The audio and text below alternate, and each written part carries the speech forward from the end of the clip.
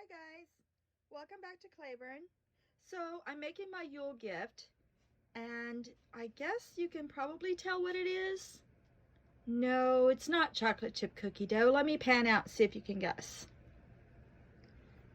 There's cheesecloth, a coffee pot, a Yule mouse that helps me do everything, a blender, rose petals. Have you guessed yet? Yep, I'm making seed paper. So let me show you all how I do mine. All right, so here it is turned out. What I do is I just flip it out and then peel off the top layer of the cheesecloth, and then that's where I work in my little seeds. I just throw them in there and kind of really mush them in. And I try to get an even coverage, of course. And smash them in there. Of course, you can see the rose petals in here. And I just get the seeds down in there pretty well. Get some thin spots sometimes. It's okay. It's all going to go in the ground anyway. It doesn't really matter. As long as you're helping the pollinators, that's what matters. And you're making your friends happy. That matters too. Okay, we'll let this dry. Okay, I brought the stand out because it makes it so much easier to film. Okay, so what I start with is one of these Tupperware pie cookie keepers, because I don't have anything fancy. I don't have any fancy equipment. In fact, my shears, I just got those yesterday at the antique mall. These are keen cutter shears. They're not cleaned up yet, but man, those things would cut through a bad dream. That's a nice brand of shears. I found those for $6 at the antique mall. Then I looked on Etsy and they're $37. Okay, so I just cut my cheesecloth out. Thank you again to my daughter who bought me this huge bundle of cheesecloth. I've used it so much. It's just such a thoughtful gift because I'm always having to buy cheesecloth, and she bought me a big bundle of it. Okay, and then I lay that out. And then I used copier paper because I didn't want to use newspaper. So I just took copy paper and shredded it up and filled my blender up to about halfway, a little over halfway. And then I just had leftover coffee. It was already nice and hot. I was going to pour it out anyway. And I love the color that it changes the paper. It looks so beautiful and natural. And it's already hot. And the hot water helps your paper blend up so much quicker. Like within a few seconds, my paper was blended up. Okay, and the reason why I use coffee, just to get rid of it, but you have to think about the pH of the plants. Now, echinacea is the seeds I'm using, and they like a pH of 6 to 7, which is pretty neutral, but a little bit on the acidic side. And coffee is around 5. So that amount of acidity is not going to harm the germination of the seeds. And besides, echinacea, they are so prolific. I mean, they're just, in fact, you have to hide this paper or they're gonna germinate. You have to keep it out of the sun, definitely, or they're gonna germinate. Okay, and then I set it up like this. And then I'm gonna blend some more up and I'll show you guys what I do next. Okay, and for working with it on the counter, I like this freezer paper, and I like to use the wax side up. And so when I'm at this stage, you see how easy it is just to peel that other layer of cheesecloth off of there. And then that's just going to sit out and dry. And you want this as flat as possible. Which mine's got some fold in it, but I don't want. Okay, my thing. This is going to be a really thin area, but that's okay. I'll just keep that for myself. I only mail out the prettiest parts. But you can see how quickly it's already like becoming paper.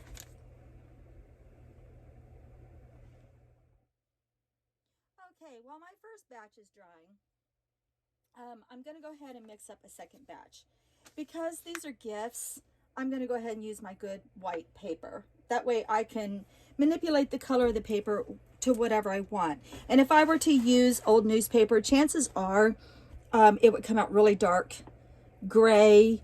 And if I use like old bills and stuff, it's a really weird like consistency. Like I'd have thick paper and thin paper, and it would just be kind of an odd consistency. And I want an even consistency.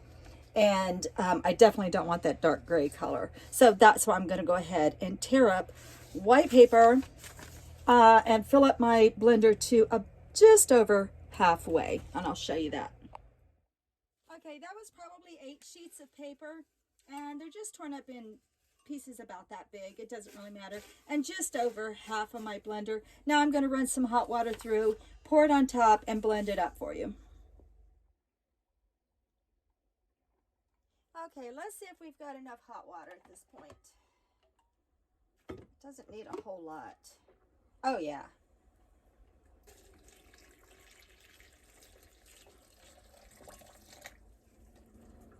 Just enough to drown it pretty good. All right. Not going to torture you with all of this sound, but I'm going to blend this up. It's already falling apart because it's hot. And it's going to have a little bit of brown in it from the coffee colored one that we did earlier, but that's okay.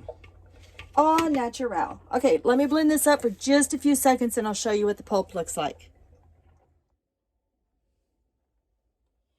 Okay, when it comes to blending up my pulp, I don't put a lot of water in mine. That way I don't have to pull a lot of water back out of it. Does that make sense? So it kind of looks like about that consistency. I don't want to put my hands in there because it's hot. Okay, now I'm going to add the rose petals and the food dye. I'm going to put the food dye in first and then the rose petals. And I'm going to use, well, actually, I can just let you all watch this. Okay, we're going to do the food dye first. I want yellow. It's just cheerier, I think.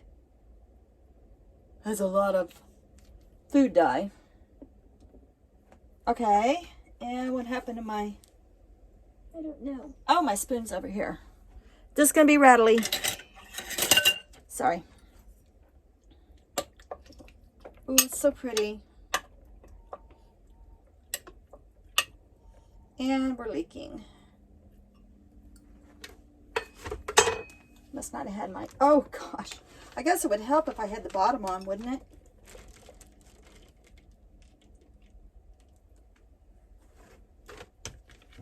Okay. Ooh, that's a pretty color, yellow. Ooh, that's so pretty. It's like, oh, it's a little light. Let's go a little darker.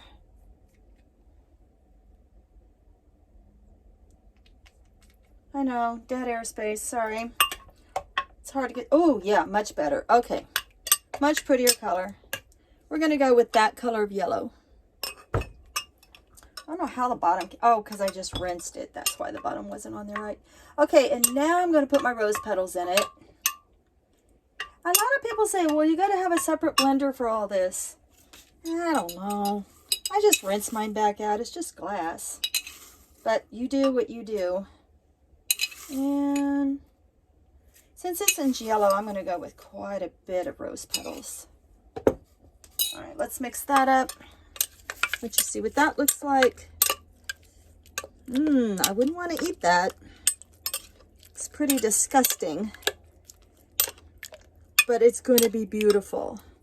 Okay, now we're going to move it over to that little pie keeper and start the straining process. So let's go over there. Okay, now comes the really fun part. You get to see your paper become paper.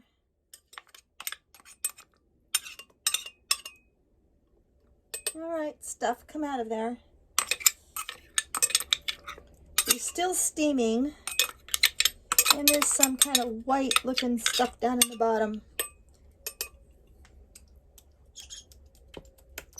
Ooh, it's so cool. Okay, let me get all this out of my hands. And then I kind of smash it out when I can work with it again.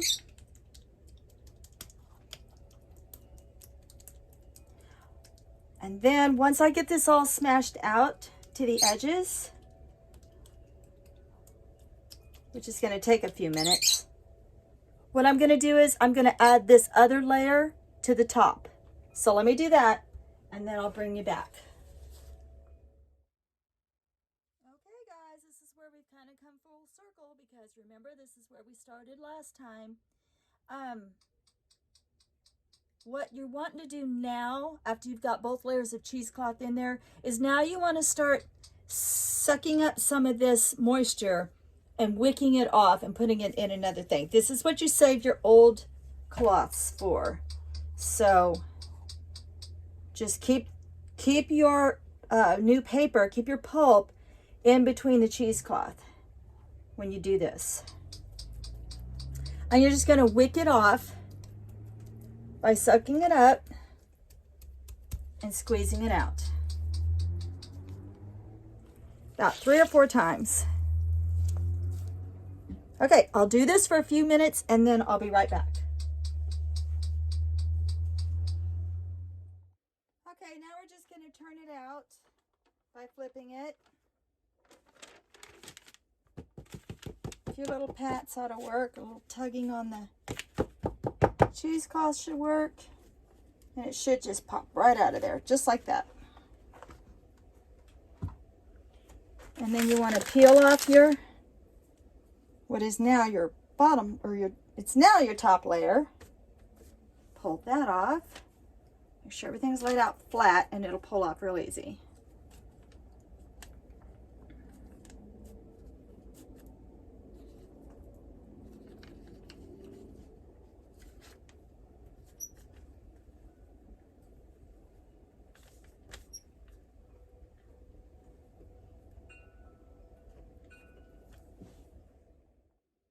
Okay, if it acts like it's going to stick like that, just wick off more moisture.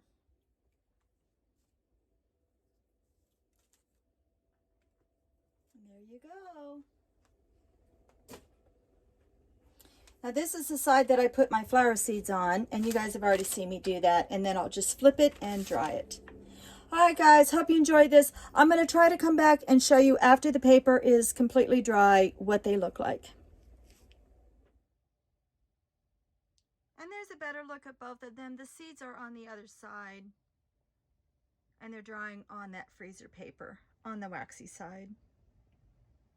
And then I'll just wait until they dry and cut them up, slip them into my Yule cards, and there you go.